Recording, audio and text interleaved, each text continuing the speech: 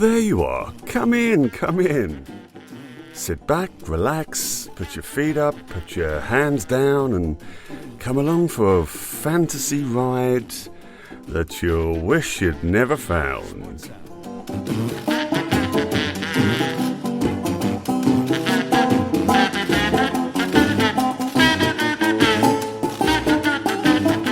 You have the demon inside you.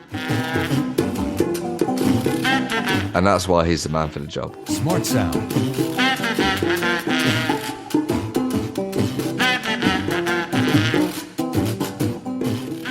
And as ever, I'm joined by Benjamin Tinker Taylor. Hello, thank you very much once again for having me on. How you doing? I'm unbelievable, thank you, my love. How are you doing? I'm okay. I'm pleased to hear that because you said earlier on by text you were a little bit stressed, been a little bit busy doing admin stuff. Yes. So it's nice to hear that you're back in the zone. Yeah. I'm okay. I was working very early this morning, but I came home and out of respect for you, I had a little nap. You washed your undercarriage. Yeah, I had a little nap, little lie down to recharge, and I'm sat here now. I've got a little voddy. Don't normally drink spirits. For me, you had a nap. Yes, because I wanted to be. You can. Is that what you told your wife? Look after the kids, will you please?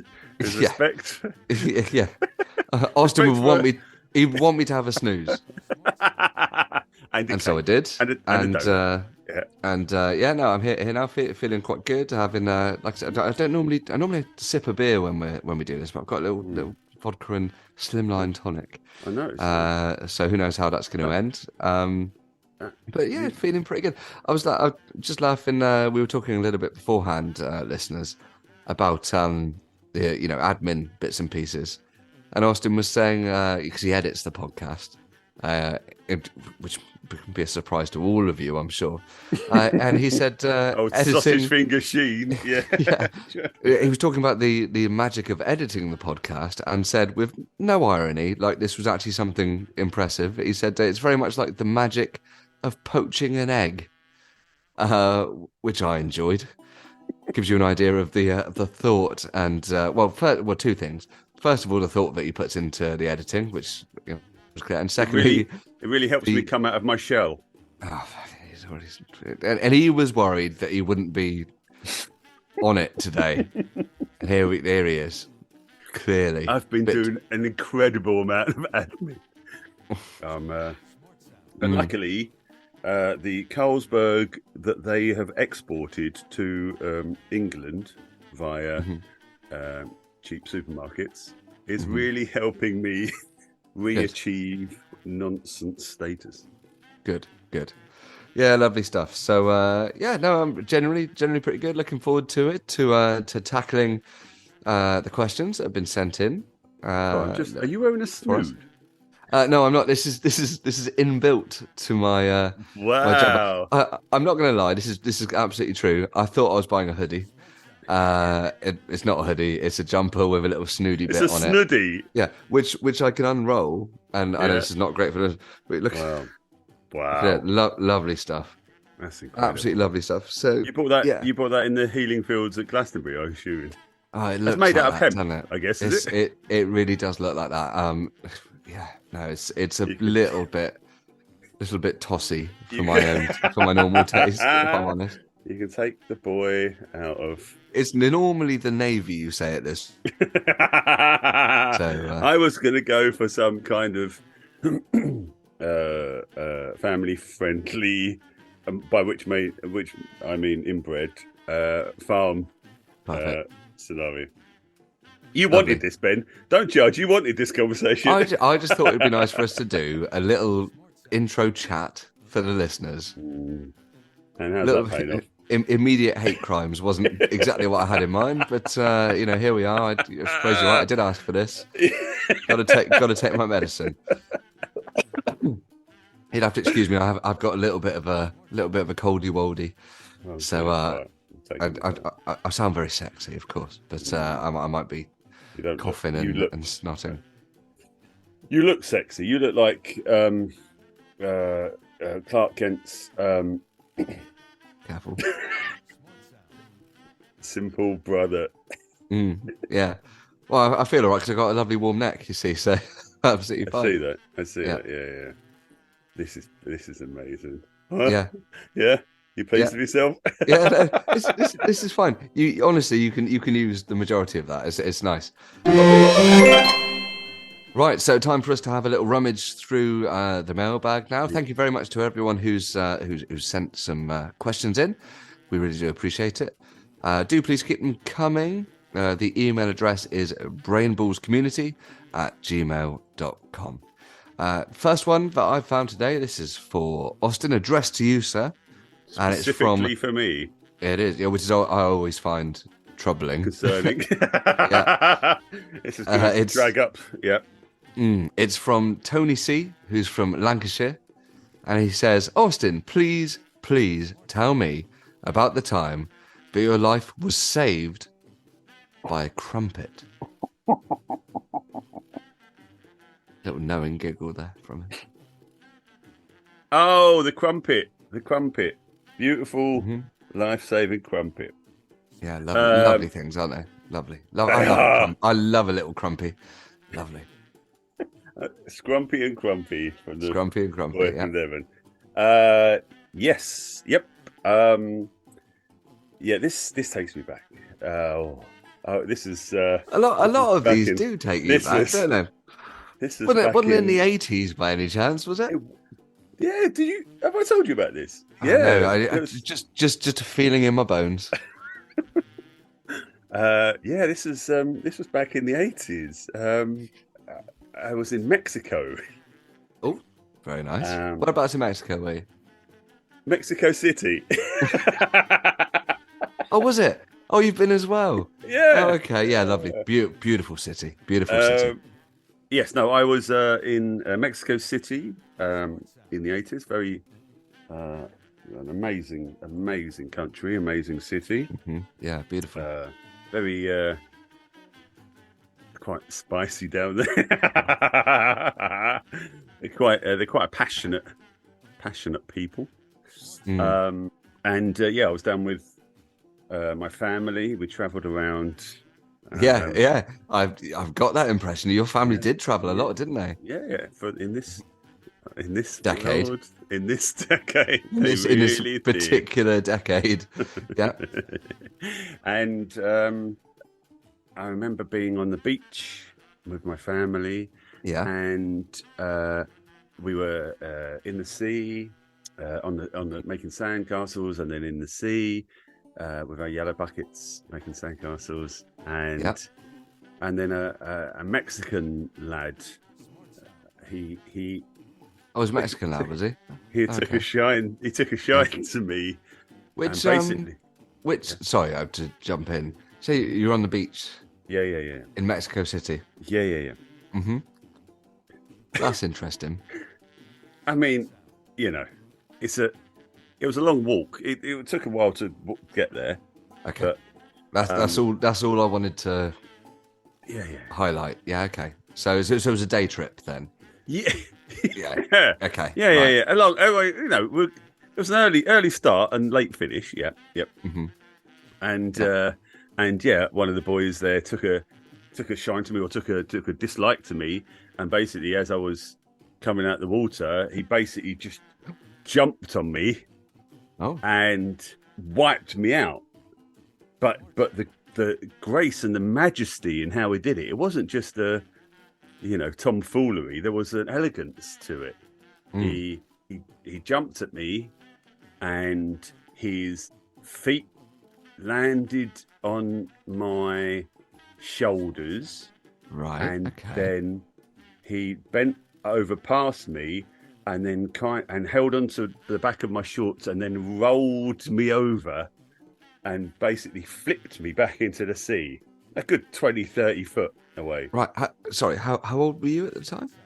I was about 7 or 8, I think, maybe. Okay. And how old was he? 25, roughly. 26. Oh, okay. So he's attacked a child on the beach. But like I say, there was a majesty to it. Right, and that occurred to you at the time, did it? Like, you thought, As first of all, I'm being attacked. But he's got some moves. As I was launched into the air, out to sea, I thought, this is strange, but it also feels... Yeah, it is strange, isn't it? Yeah.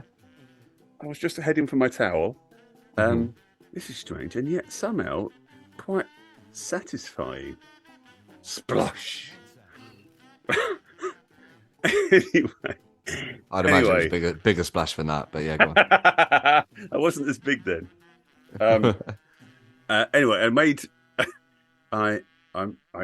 my way a second time, and the same thing happened. Oh, so he attacked you again? Yeah, but this time I wasn't ready for it. In fact, I was less ready for it, if you could believe that. But this time, sort of, as I floated through the air, I kind of pirouetted, and to see the guy land on his feet, and kind of look around and get applause from the bathers. But I noticed he had a mask on his face. Okay, did he? So he landed on his feet on the beach. Yeah, like in the sun. Yeah, he kind must of have been quite an impact. Did he land hard enough to bury toes in the sand or? Oh, fuck, sorry.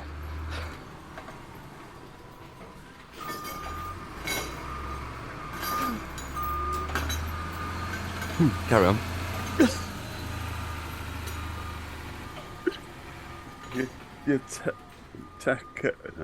No, they're all to come. Don't worry. Yeah. I'll tell you those jokes later. Oh, fuck. Sorry, really sorry about that. Dude, cut that. That's rubbish. Oh, this is, yeah. I will cut that out later. Right. You must have been feeling fairly sombrero after that. Who gave him vodka? Everyone, who gave him vodka?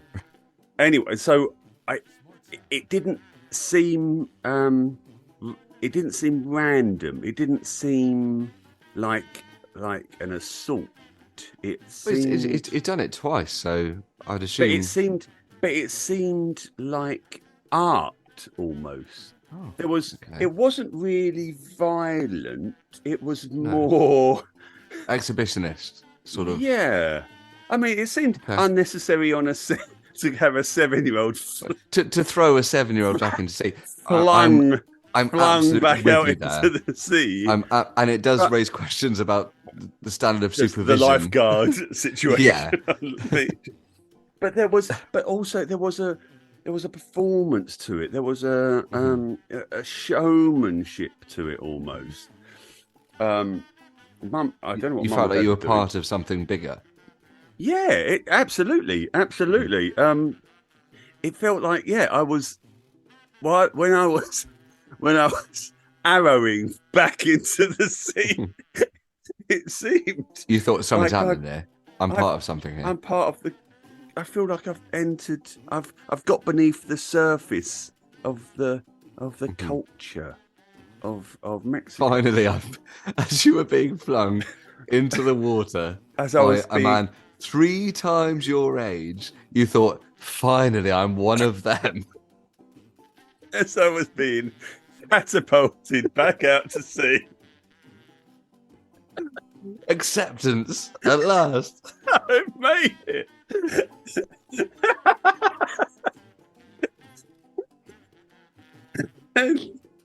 A friend. This guy is my best friend. As he disappeared into the distance.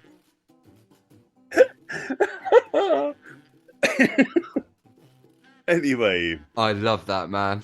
Okay. I finally made the doors have opened. And anyway, so the third time I was waiting for it. Okay, right. Mum and Dad and my sister were busy making sandcastles. They're clearly not paying attention. With trademarked yellow buckets on the beach. Yep. And the third time, I was waiting for it. Didn't make any difference. I still got flung out to sea. But as he did it, I heard a ole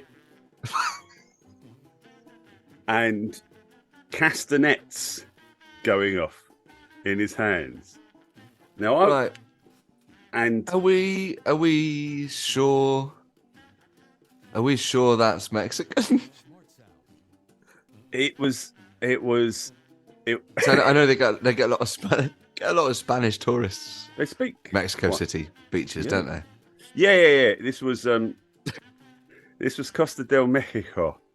Oh, sorry, I didn't realize you spoke the lingo. See.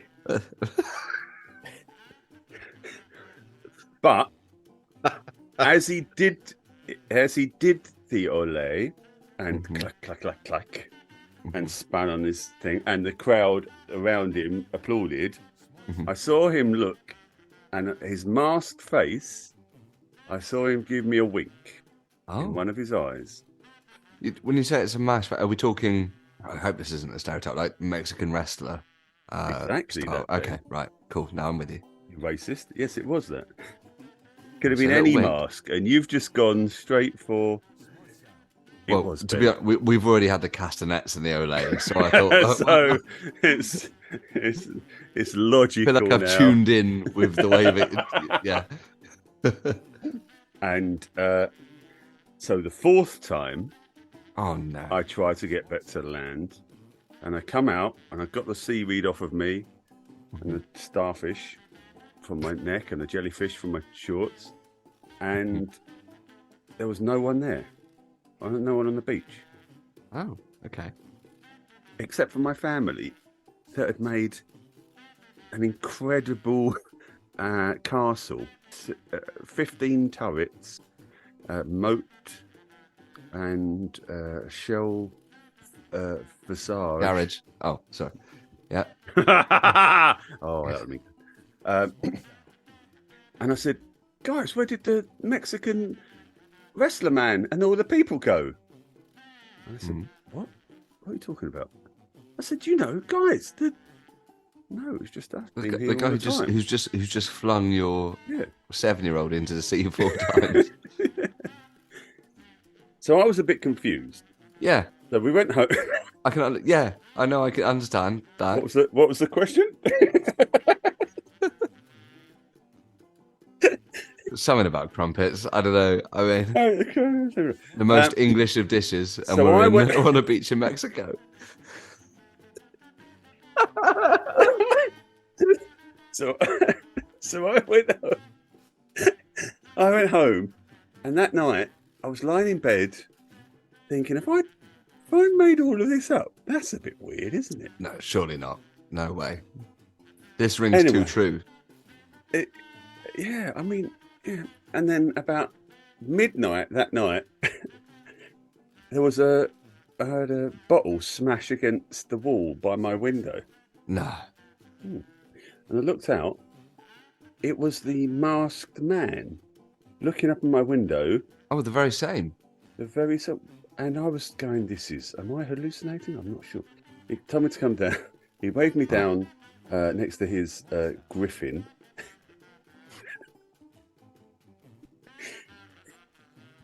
You're not going to tell me you went down, are you? The last time you saw this man, he threw you into the sea 4 times. With such majesty. You felt there was more to it. Okay. I was. Is it fair to say maybe you felt chosen in some way? Yeah, absolutely. Looking around, no other child was getting catapulted back into the probably better sea. Supervised, I'd imagine. Or they weren't chosen. Mm-hmm. They didn't have the right stuff. They didn't have the magic inside them. And I was pretty sure that if I went and met that masked man in the alleyway next to my house at midnight, I would have the magic inside me by dawn. Yeah, okay. Anyway, do you know what I learned? I genuinely can't begin to imagine what you learned. Never judge a violent Criminal. He's a criminal. He's been Never attacking a judge. child. Never judge indiscriminate violence against children. When a mask... Is that a good lesson? Well, let me tell you. I went downstairs and he met me in the alley next to the house. Mum and Dad passed out on the sofa. I assume you just exhausted. wandered through. They were exhausted. They were knackered from doing such a good job of looking after your sister. Yeah. Yeah. They would hate for anything to happen to her. Yeah. She's the real deal, that one. When I went outside and met him in the alley next to my house, anything could have happened then. Well, indeed, yeah. When I approached him, he said, "Ole!" castanetted again. Which I think it was his thing. But sorry for the listener. But for the listeners, Austen and I are obviously talking over Zoom. We can see each other. When he said "Ole," he did a little holding up castanets gesture, but with quite a lot of passion. Well, they're a passionate lot. Yeah. And he went down on one knee. Oh, there we go. And he presented me with with a sea urchin. Not where I thought that was going to go, and I'm relief if anything. Okay. Oh, wait a minute. Are you sure it was a sea urchin?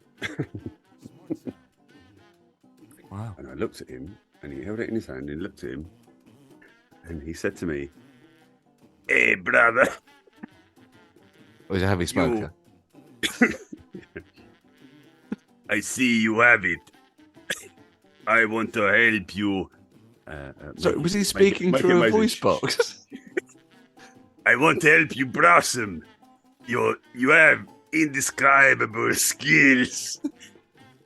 You have the demon inside you. The demons that people need to see. Oh my God. And so that was it.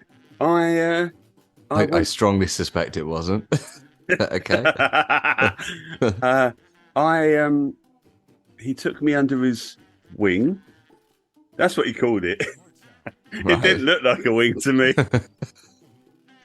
He took me under his wing, and you know what it was, Ben? Sorry, what he was, or what? What he was? No, I absolutely no idea. He was a world famous in Mexico. On a national level. on a regional champion. He was a wrestling.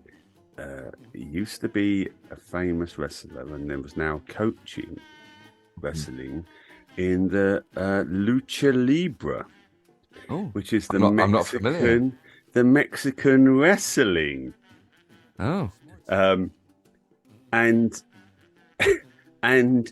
what he saw in a 7-year-old me splashing about in the sea and walking out with weighted shorts on from the sea.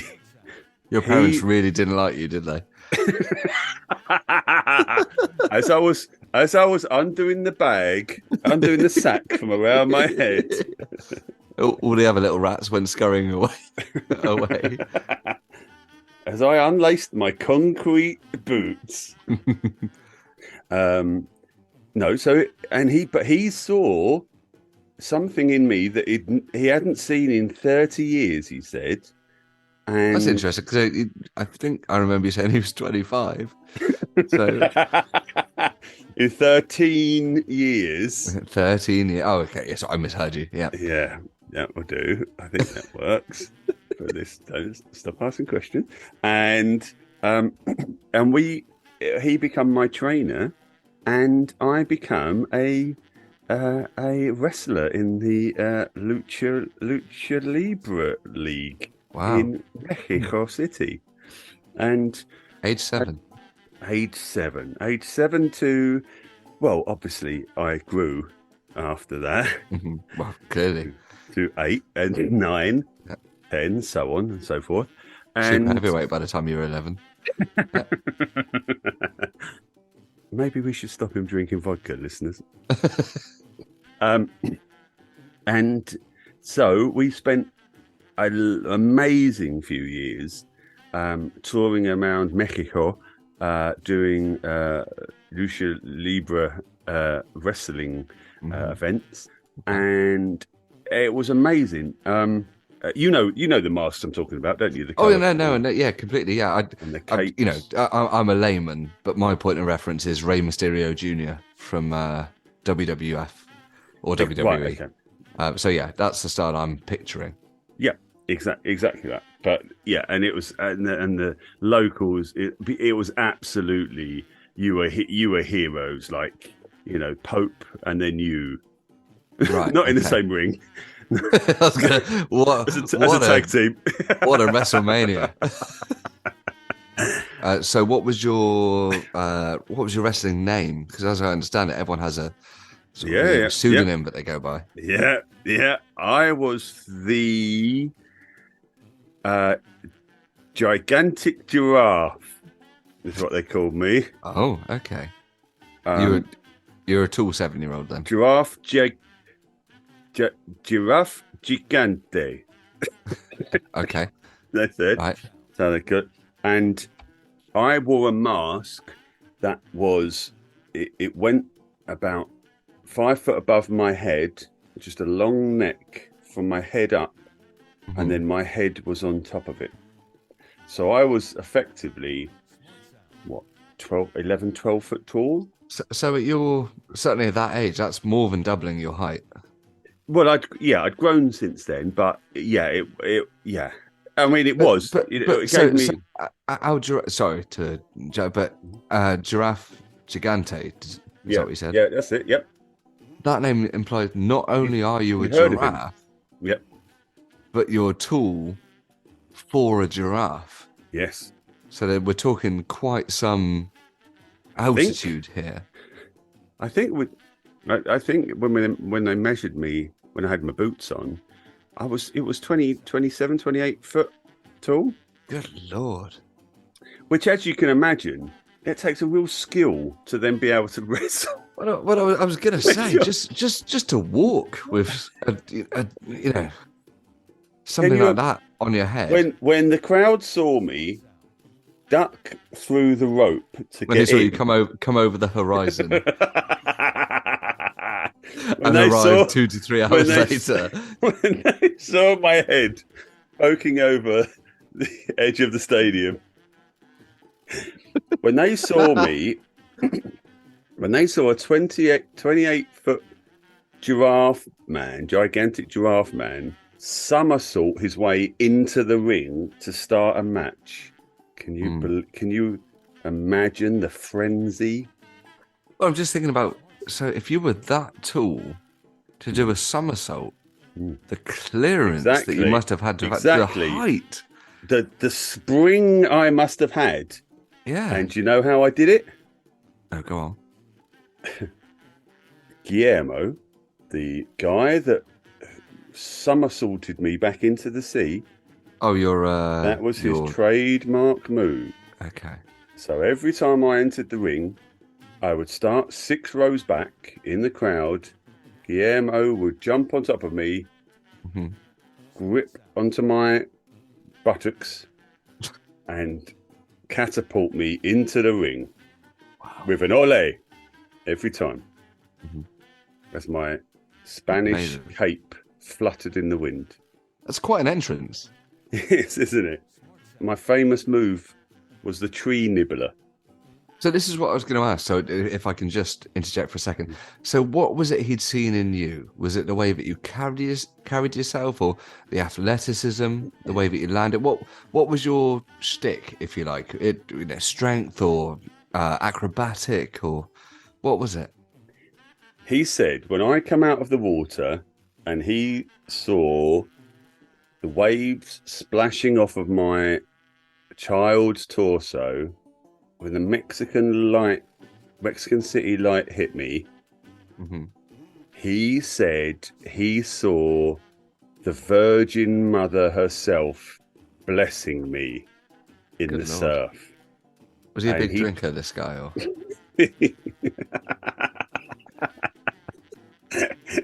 He said, Because it sounds like something you later say in a police statement. in between hiccups, he said he couldn't take his eyes off the Virgin Mary pointing to me, Mm-hmm. above me, Mm-hmm.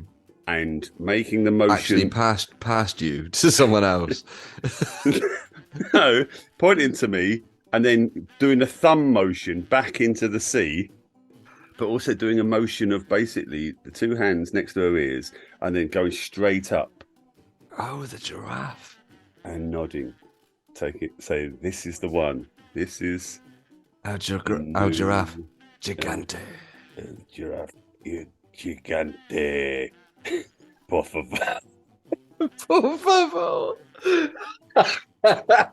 The Virgin Mary. Don't you question the Virgin Mary. Por Anyway, favor. we had Please. we were kings. We were kings down in Mexico for a few years, but we wanted to take our experience to the world, just to share our The world deserves to see this. They deserve to see it, and so we thought the best way, the most accessible way for us to do it at the time, we thought we would join a cruise ship. Yeah. And they didn't want Mexican wrestlers as entertainment, so we tried to find a different way, and we ended up becoming window cleaners on a cruise ship. Right. Okay. Transferable skills.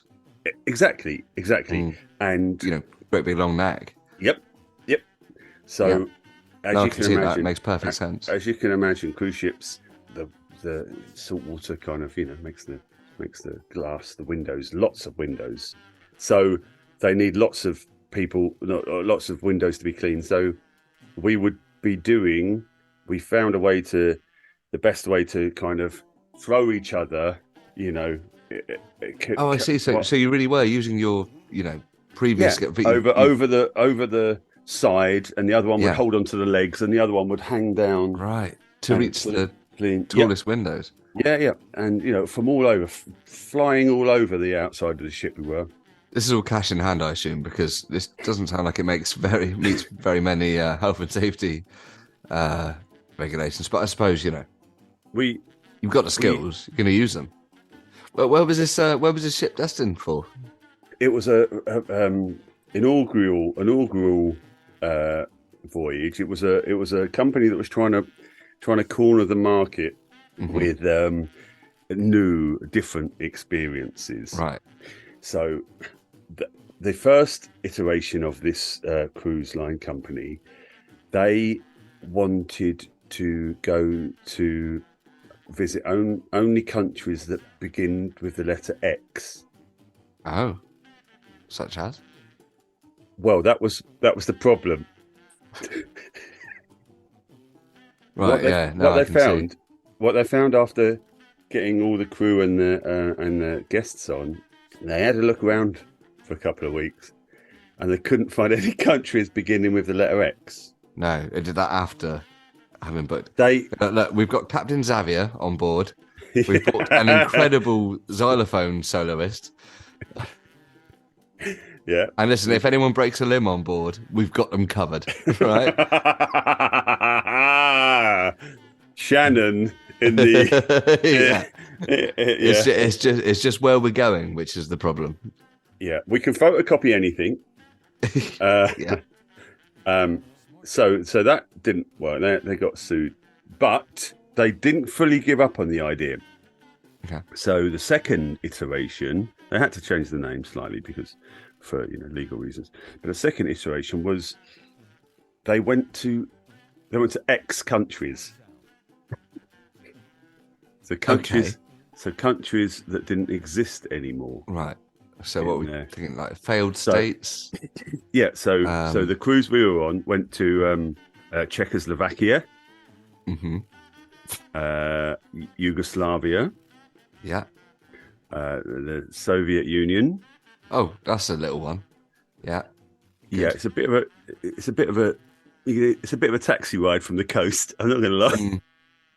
Well, it's more.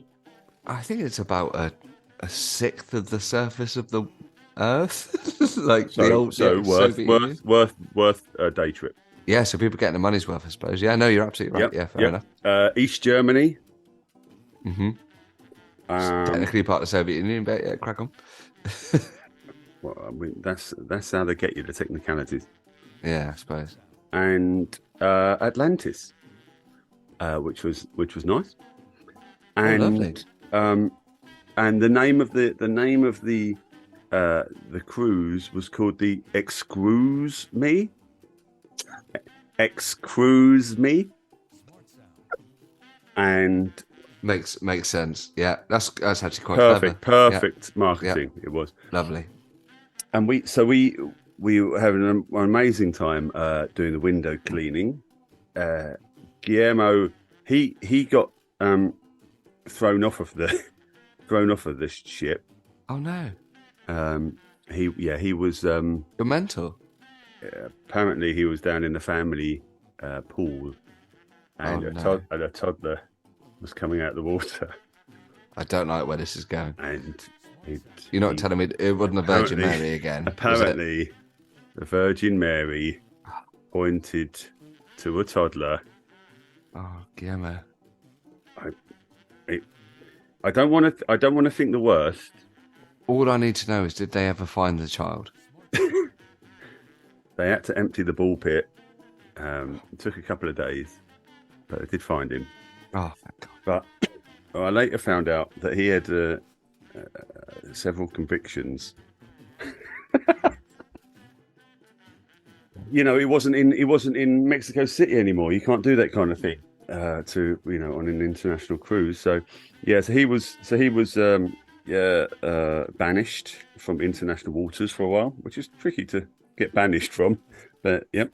And so the window cleaning gig kind of fell down, and literally, and then I became. And then first day just fell into the Pacific. And then I became a cocktail maker in one of the bars. Yeah, in one of the bars. They saw that I was quite creative, but that was kind of, I didn't last very long doing that. I tried to give my own little, flavor on some of the cocktails. Yeah. So I did the peanut colada. That okay. someone had a allergy, and that didn't help. Lovely idea. Lovely idea. Yeah, thank you. It's big. It was crunchy. Some people's. I did a mold fashioned. You wait for the fruit to just go past being ripe. Yeah. Yeah. And you stir it into whiskey, and when it gets to the right amount of cloudiness, is what I thought was a lovely experience, but apparently not. No. And then I kind of got and then the kind of nail in the coffin was I did the the Irish coffee. Yeah, coffee with a little bit of whiskey or I did an English coffee, and instead of the whiskey, I put tea in it. So coffee with a cup very of imaginative. Tea. Exactly. I was going a little bit crazy. My body was crying out for expression, and apparently the cruise ship didn't appreciate that. Well, So you lost your mentor as well. You know, you're clearly in a difficult place.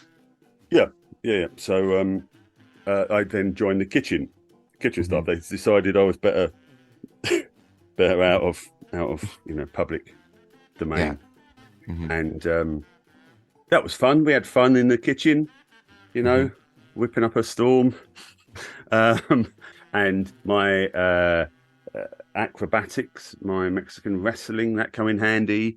Getting the orders done, diving over stuff, rolling around stuff. My neck, looking over. Oh, you kept the neck. Yeah, never take that off. That's what Mexican wrestlers, lucha libre. You never show your real face. Wow.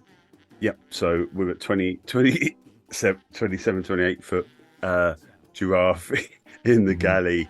Yeah. No problem. When you're as flexible as I was, my dexterity was no problem at all. No.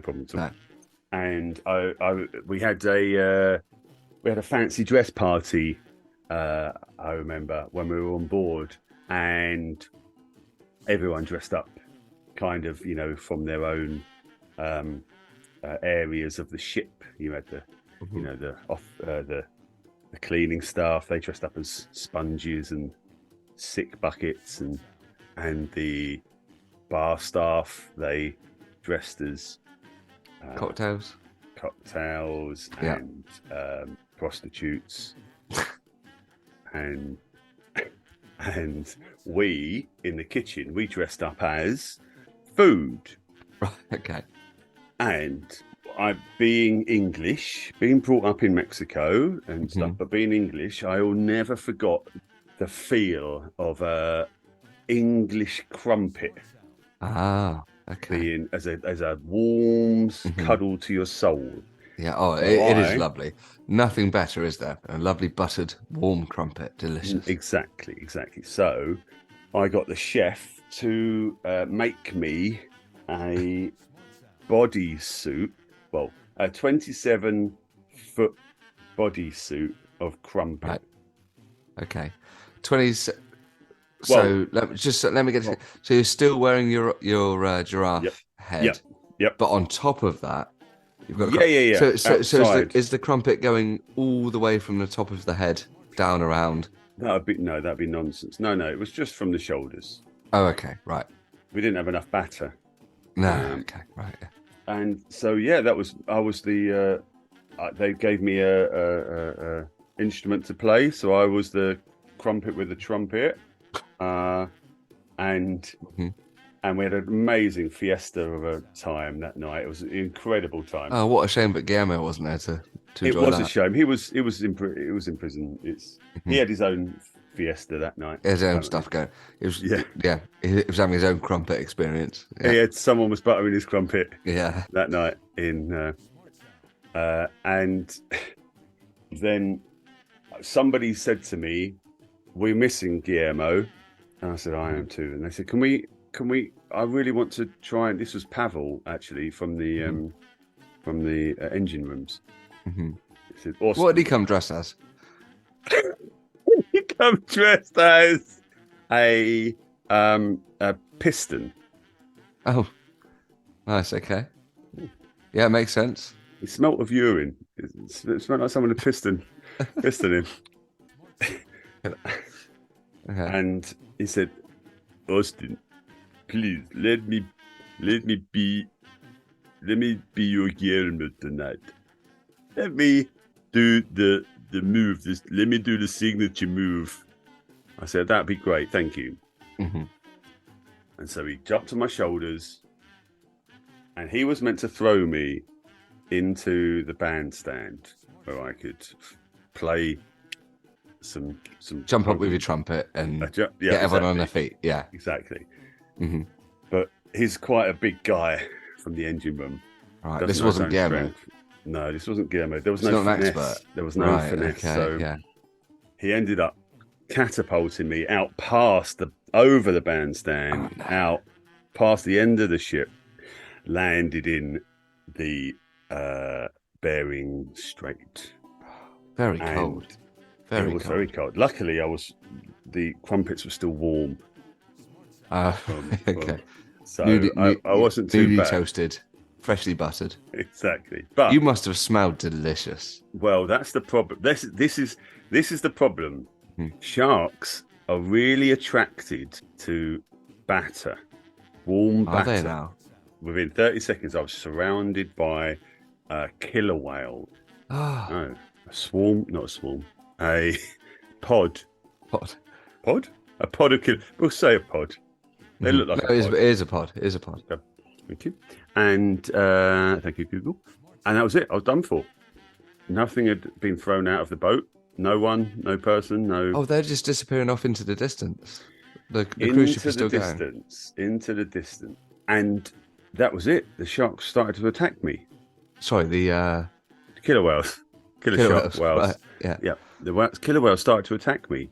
I mean, it was all just a splashy, it was all just a frothy mess. Yeah. And after 30 seconds of thinking that was it, I kind of opened my eyes and looked around, and I was fine.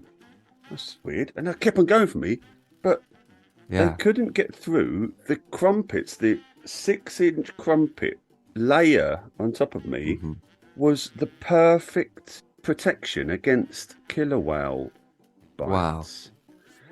Now, did you know that killer whales are allergic to jam? I had no idea. This was just a happy happenstance. And marmalade. Right.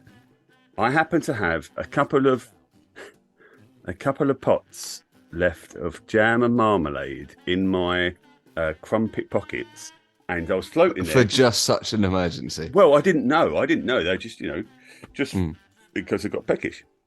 But so I was bouncing around in between these killer whales, and then when they kind of worn themselves out, I just got a bit of raspberry jam and thought I'll just smear it on my arm just in case. To attract other animals. And, well, I mean, I was kind of in a bit of a situation there. I was in a bit of a sticky situation. And I put marmalade on the other arm, and a killer whale come for me on both sides, 2 killer whales, and they both bit into my arms, and I was shaking them, wrestling with them, one on each side. And then within 10 seconds, both of them, their eyes glazed over, and they just turned upside down and laid on their bellies, dead. Oh. And so I just sat there, lounging on their bobbing corpses until the boat came back round and picked me up. And so it's kind of a strange one. Basically, beware. Yeah. Yeah, it is. Beware.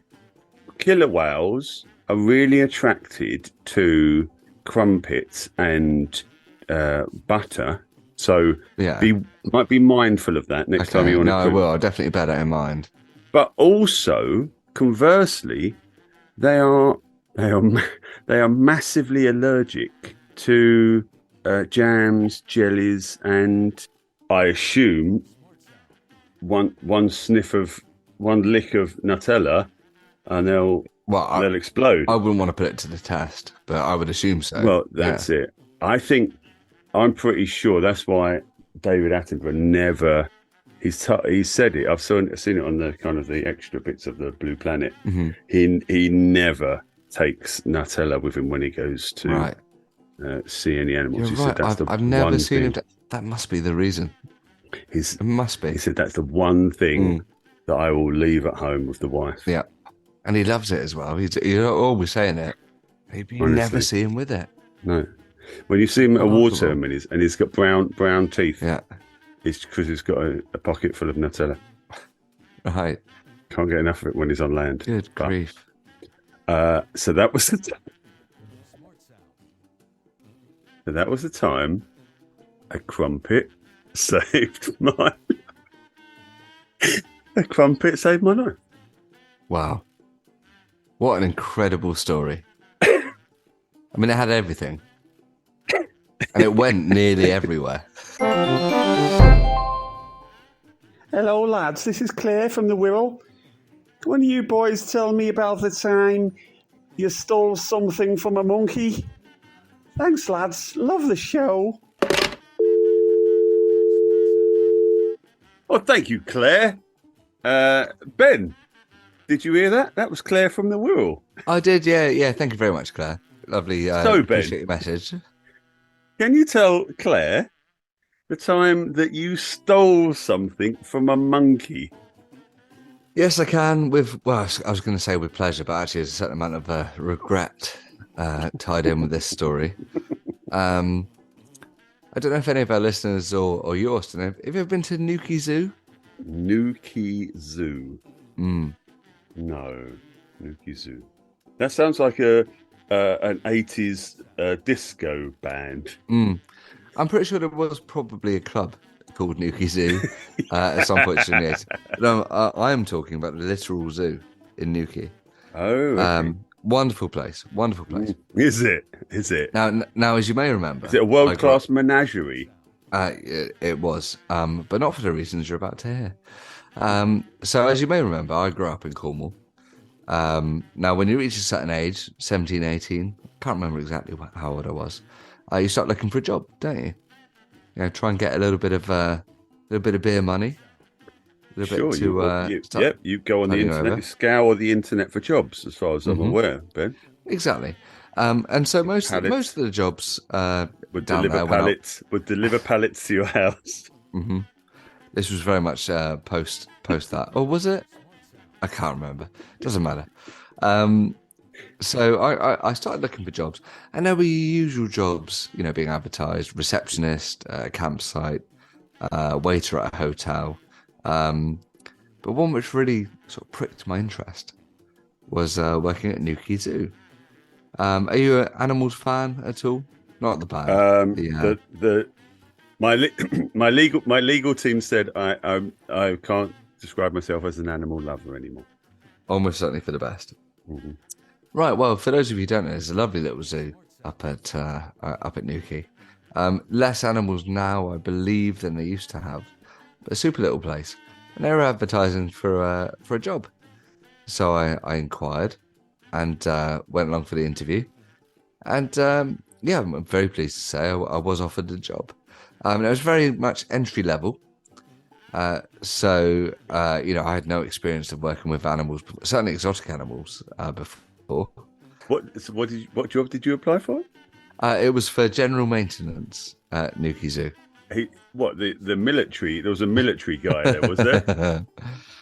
As you know very well, it was for I assumed it would be general, not even anything to do with the animals, just cleaning, sweeping paths, cleaning the cafeteria, that kind of stuff. Sure. And indeed, that was how it started. So I began. I did probably 2 or 3 months, I suppose. Looking after the place, sweeping the paths, occasionally doing litter picks, that kind of stuff. I really enjoyed it. I wasn't working with the animals, but I loved feeling like I was in an environment where I was working around within animals. Nature. Yeah. Absorbed. Yep. You know me, big animal fan. Big animal lover. Big animal fan. Not just big animals, but all animals. I'm a fan of them all. Don't eat any of them. You like the ones you like the ones you prefer, the ones you can squirrel away into your pockets. Yeah. Yep. Yep. Yeah. Absolutely. Those guys are nuts. I started off, and it was mostly human facing. This job. After I'd been there 2 or 3 months, I suppose I was allowed a few more, still very much not administrative, sort of cleaning roles, but more animal facing. So I was given the keys to some of the cages. When the animals were out, I was allowed to go in and muck them out. I'm sure you're familiar with what that means. Similar to horses. Similar to horses or any other animals, basically scraping the poo, sweeping it to the corner, picking it up, chucking it in a bucket, taking it out. Lovely stuff, though. That was the point, I suppose, that I really started to feel I was contributing. You felt you were naturally brown fingered, did you? Yeah, indeed. Yeah, I was unbelievably quick at it. It was like that poo stuck to my brush. It really, It was like a magnet. They said, it was. Ben, you see that, Ben? He's a poop magnet. Shit sticks to him. Yeah. And that's why he's the man for the job. No, it was fantastic. All jokes, I never minded it. It was hard work. Some of those animals produced quite a lot of poo, the rhinos in particular. But I was doing my bit. I was mucking them out so that they could then come back into their enclosure. Because whenever I went in, of course, they were sealed out. It does. They were sealed out of it. And while I was cleaning it, and then would be allowed back in. I used to like the idea. I've cleaned it out. They come back and think, "Oh, it smells lovely in here." A little bit of pine scent. Super nice. Yeah, absolutely nothing wrong with that. Yeah, fresh bed linen smell. Exactly. Yeah, lovely. And I like to think the animals appreciate. I never saw them, while I was doing this, but I used to go home with a happy, warm, fuzzy feeling that I'd made them more comfortable. A horn in your chest. Well, not quite at this point. So this went on for monkey's arm in your. Sorry. Yeah. So this went on for a few months, and I did a good job, I think, and this was reflected. And you cleaned up a good job. I did, yeah, absolutely. Some big old jobs as well. Mm-hmm. And this was reflected by the manager, who I'd started to have a good relationship with. So at this point, I wasn't given certainly public-facing roles with the animals, but I was given some more responsibility, which not least included hosing down the impalas, disciplining the penguins, tuning the flamingos, and reassuring the gazelles. What were you doing with the flamingos? Tuning them. Tuning? Mm-hmm. Okay. Hey, flamingos. They don't stay like that for independently. Someone has to tune them. Yeah, and so while I was doing this, I was very much more. I was spending a lot more time around the animals, and one which always caught my eye, bless him, was this little chimpanzee fella. I didn't have anything to do with him, but I used to walk past, wheel my barrow past his cage, and he used to sit and he used to look at me and give a little wave as I went by. And I thought, oh, what a lovely little fella! I'd love to work with him one day. Work with him one day, yeah. Yeah, he's like a good guy, someone I could build a working relationship with. And sure enough, when he turned up for work, yeah. Well, once I'd shown that I had the responsibility required, I was then allowed to enter a chimpanzee's cave. And what's the chimpanzee called? Keith. Super little guy, about 3 or 4 years old, just approaching maturity. Yeah. Now I wasn't expressly. Was he? How big was he? Oh, he was probably about 5 foot tall. Chimpanzee. Mm-hmm.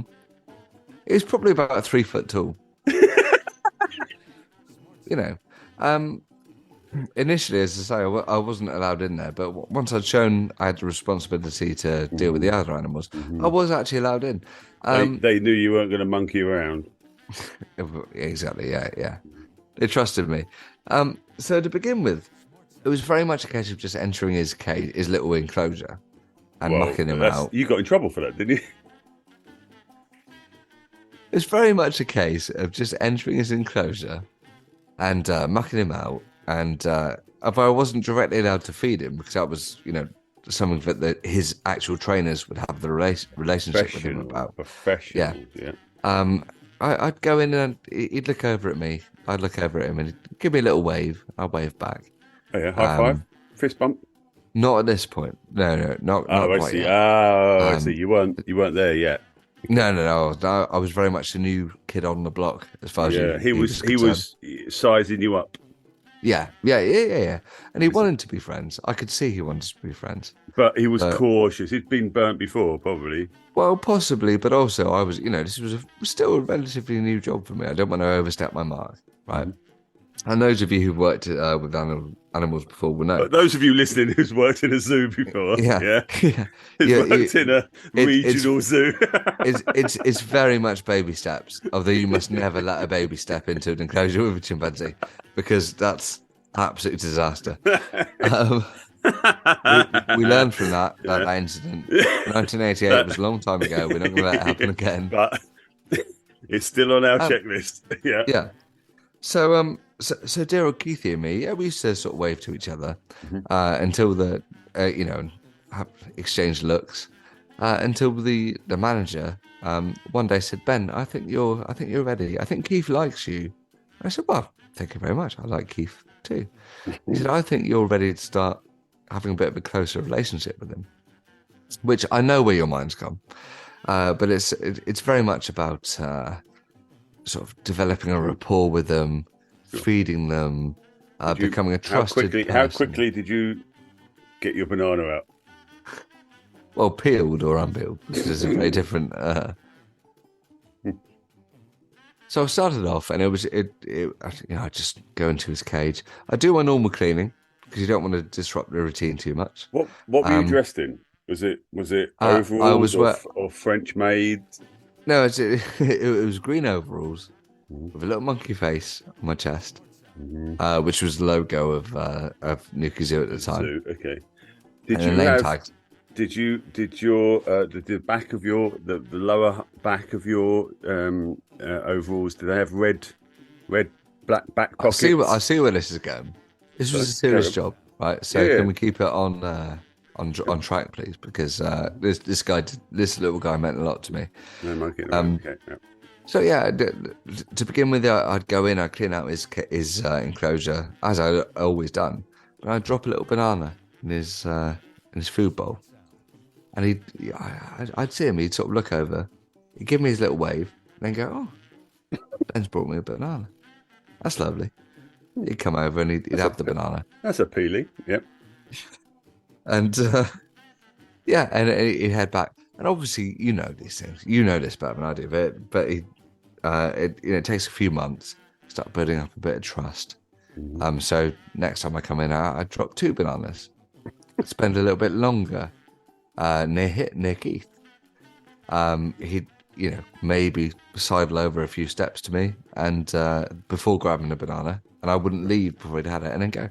And over time, takes a little while. They're very clever animals, chimpanzees. We reached a point where he trusted me, and I trusted him. Because he can be very violent, don't you? To what extent? Sexually. At that point, I'd be spending probably up to 45 minutes, an hour in his enclosure. I'd take a little seat while he was eating his banana, just watching him. He was watching me, and he'd eat it and go back to his. I'm doing my best with the innuendos, Ben, but you're not making it easy. Well, you just buckle up. Yeah. And but he'd always give me a little wave, lovely little wave, and yeah. So more time went by, and it reached a point where I'd come into his enclosure, and not only would he be waiting for me, he'd come over to me, give me a little cuddle.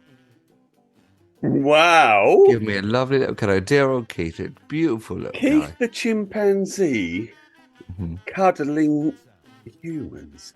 We would have heard about this, wouldn't we? Well, I'm sure you've seen it on, Attenborough or whatever. But when you've got a human, and it's a shame it has to be a human. I'm the first to admit, who has a relationship like that with a chimpanzee. Very affectionate. They are very much like a human child. I come over, give you a little cuddle. Yeah. He was a lovely little boy. Lovely little boy. He'd come over, give me a cuddle. Of course, I cuddle him back, and then I'd give him a banana, and he'd go off and have that. We had a wonderful relationship, Austen. Really nice. Yeah. Yeah. It actually reached a stage where I wouldn't even have to go into his cage. I would be walking by, mucking out, having mucked out the gazelles or douse the flamingos or whatever it was I said. And he'd see me going by, and he'd come up to the side of his little cage and be like shaking the bars and be He'd like, go, Ben. or if he could have, that's what he would have said. But he'd rattle them and wave at me, and he wasn't happy until I turned back and waved at him. This really developed. Every day I'd come in, it was a highlight of my day. I like to think it was the highlight of his day. We were inseparable. Right. Lovely little guy. Absolutely You'd wave loved at him. He'd shake the cage and say, "Where's my fucking bananas?" No, he wasn't as shallow as that. He loved me. Listen, he loved me, and I loved him. I love you, Ben. Where's my fucking bananas?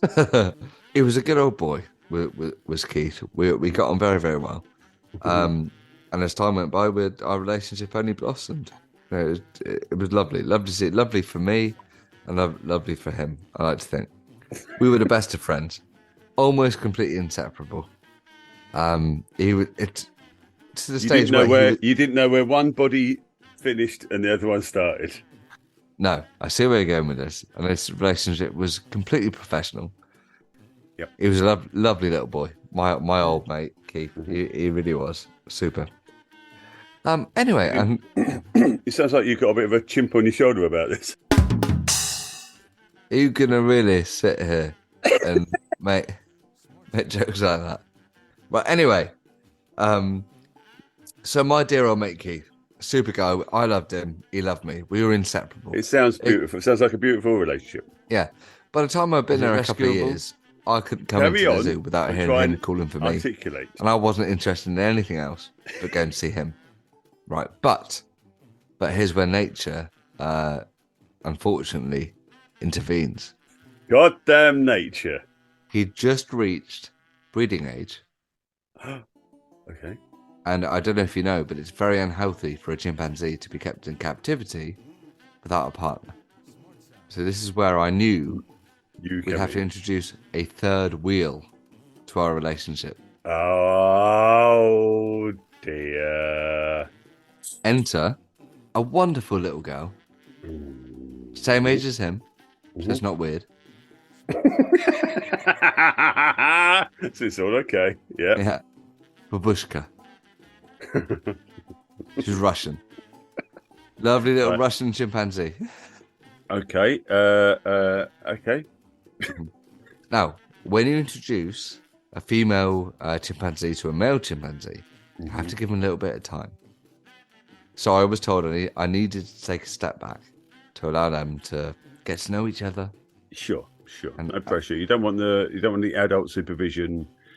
Sure. You can go in his room, but leave the door open 6 inches. Exactly like that. Yeah, Well, I wasn't even allowed into his enclosure. It's very much his time. Mm-hmm. And I had to take a step back. So, which I did. Mm-hmm. And him and Babushka, it was beautiful. You've never seen love at first sight, like with these two chimpanzees. So I gave them a couple of weeks for Keith and Babushka to get to know each other. Yep. It was only after that point that I re-entered the arena. Now, when I first went in, he was so pleased to see me. Okay. I was his old friend. Sure. It was almost like they're so expressive, chimpanzees. Was it a recognition, or was it a sort of a release, a help me kind of? No. It was absolute recognition. I could tell from his eyes. He was saying, "Look what I've got. Look at my wonderful girlfriend. Look at her. Wow. Million. Doesn't she look like 1,000,000 rupees?" Yes. I'll never forget him coming up to me and gesturing over to her. They're very human, aren't they? And her coming over, and she put a cigarette out, put down her vodka, over in her high heels.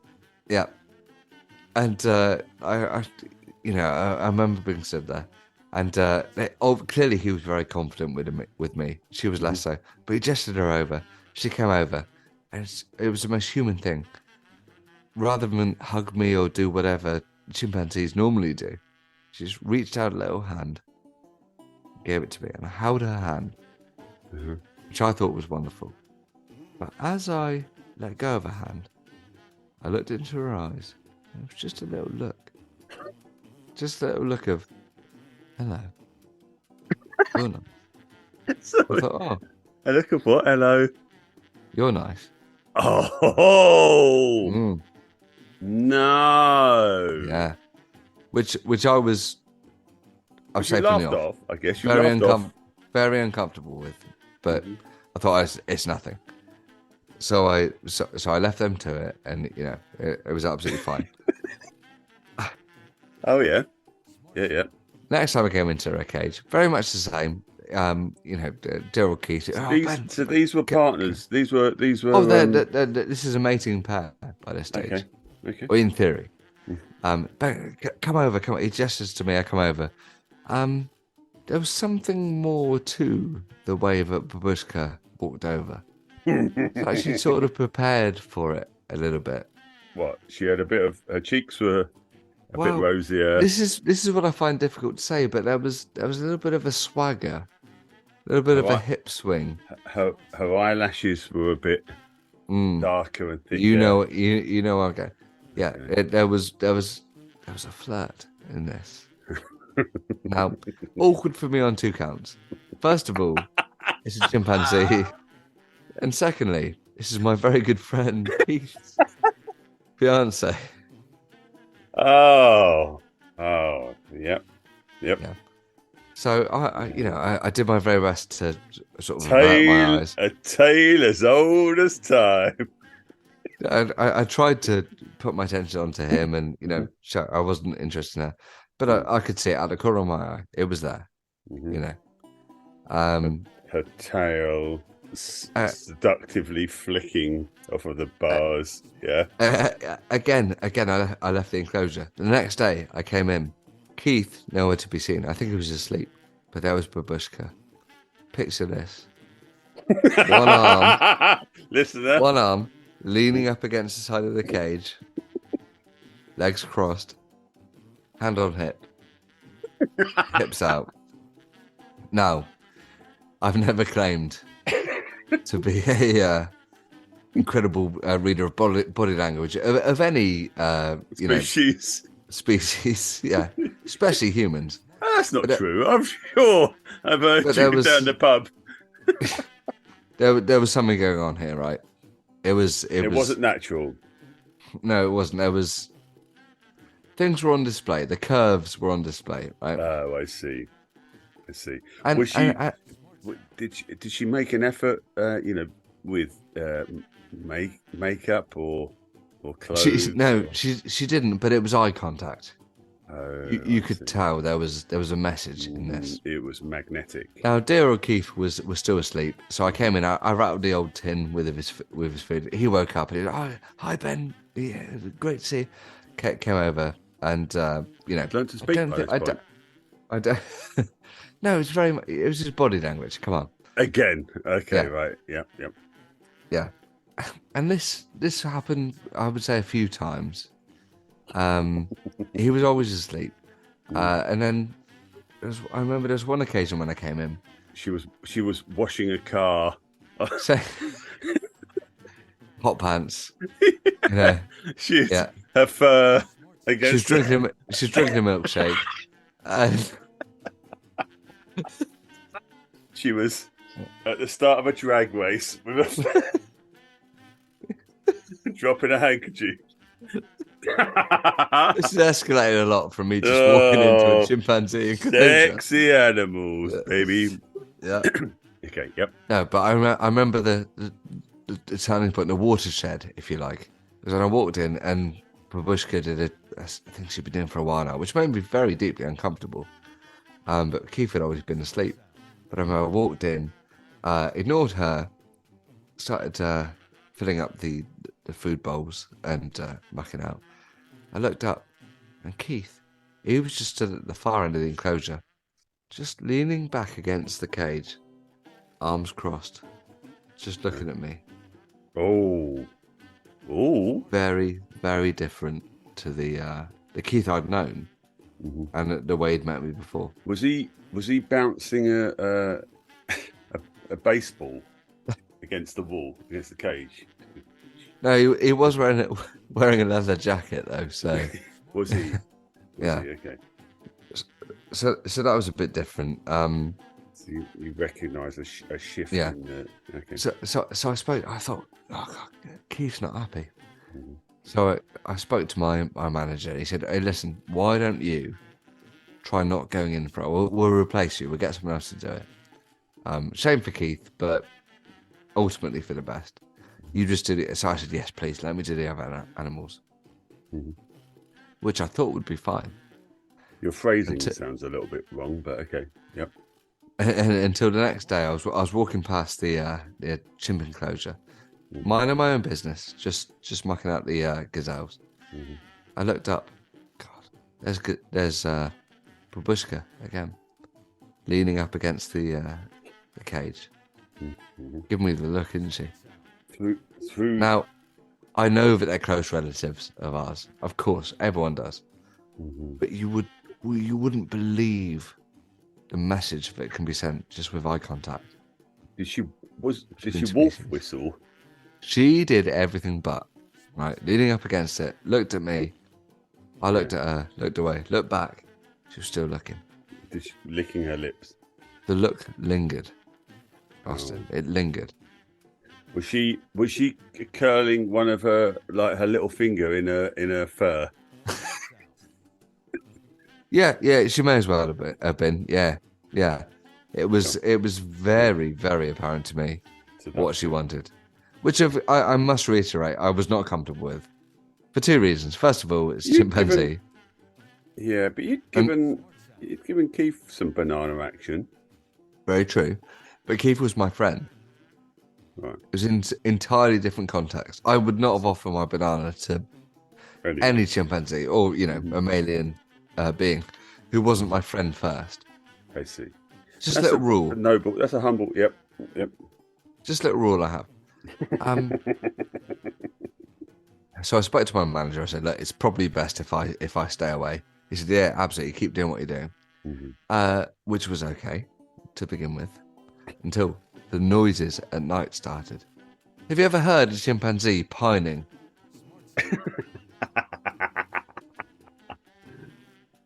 Oh, Ben. Well, you are closer than you think. It's an awful noise. Awful sound.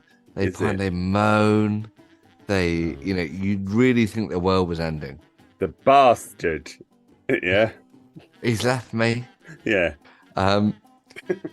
She's making these terrible noises, at night when I wasn't there. Awful. Just the most. My dog's looking at me. It's just she speaks the language. Just the worst thing. But what made it a lot harder is that dear old Keith, he'd lost interest in her. Made what a lot harder? He was clearly distraught. Who was? Keith. I see. My original chimpanzee friend.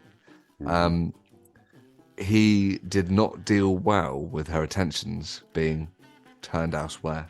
I see. Right. He was very upset. He, as far as was concerned, until I'd made my appearance, was the object of her desire, and it was mutual. Right. He was the alpha. He was the yeah. Suddenly, he's not taking well to me. Well, to her, showing her attention to me. He's sulking. No, that's tricky, He started binge eating. He put on a lot of weight. Bless him. He wasn't taking care of himself anymore. No, he wasn't. He had no reason to. No. Because, for years for a while it had just been me, his friend. Suddenly had a love interest. He tried to keep himself trim for. She's not interested anymore. No more pull-ups on the branches and... Yeah. Awful for him. So every night he was having to listen to her pine for me. Imagine that. It's awful. The worst thing. So I was given indefinite leave from the while he sat there eating chips. Yeah. Chips, kebabs, everything. ordered whatever he could order in, Dear old Keith.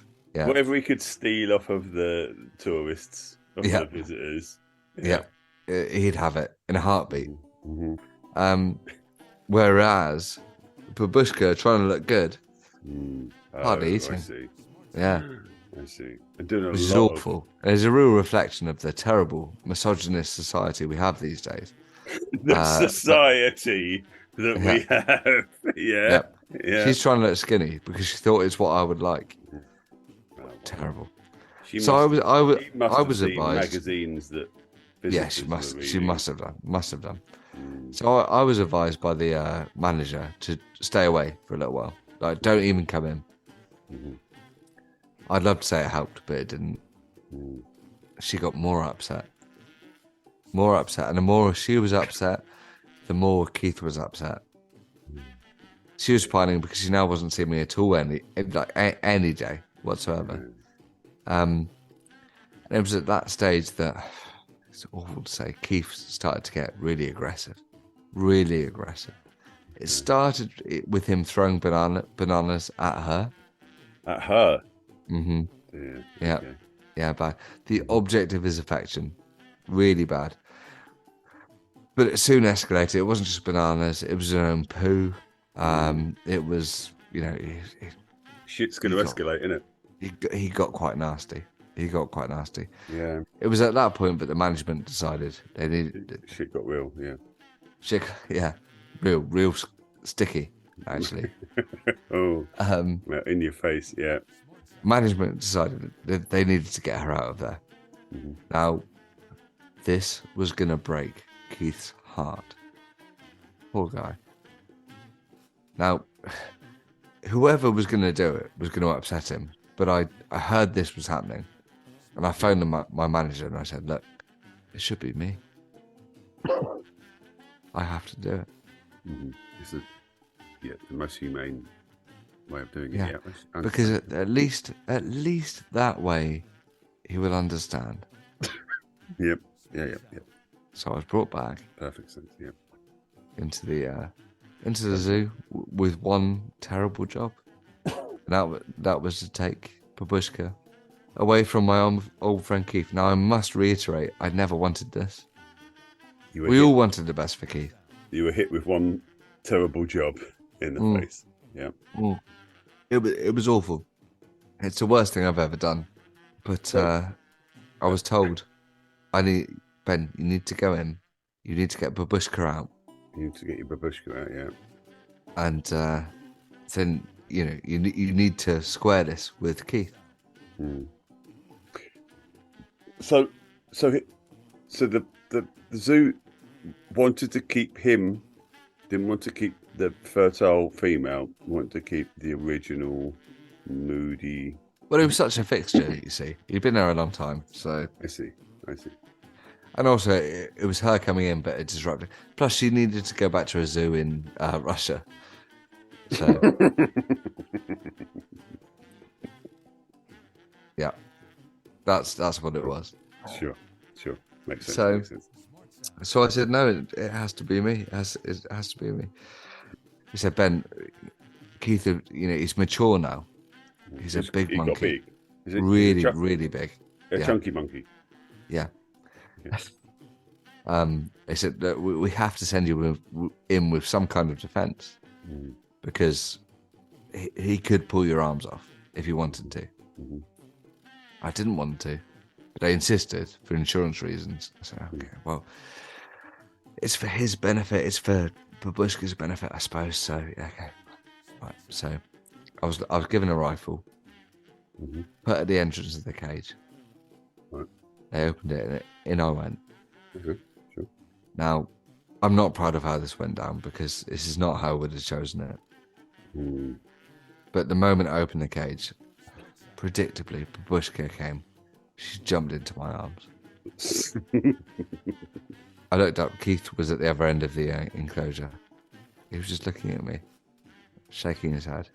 The look in his eyes. I don't know if you've ever spent any time with a chimpanzee, Austen, but they're very communicative. The look in his eyes was, why have you taken this from me? Why have you done this to me? Was he? Why have you taken this from me? And was it one of a beaten? Was he beaten, or was he kind of?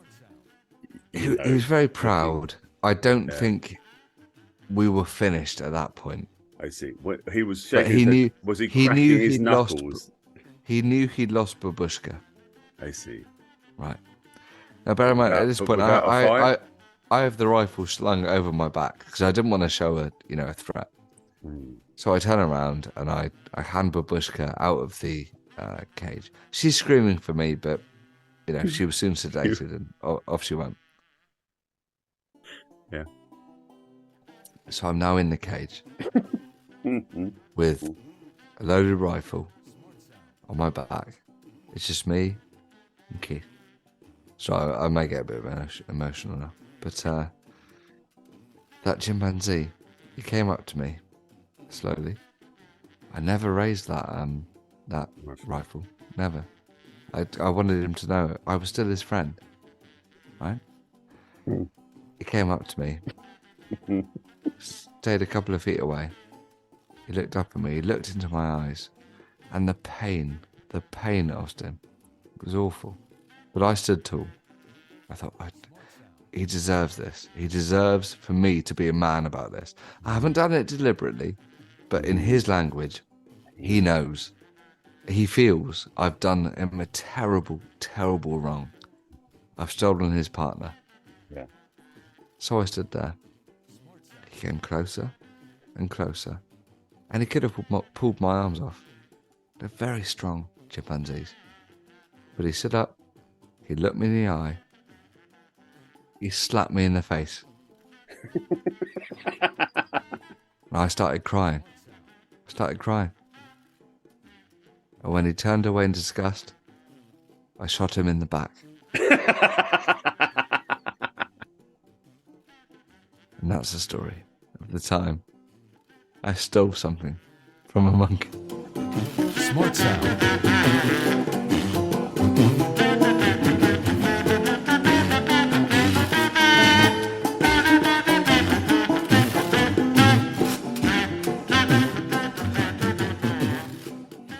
They're very communicative.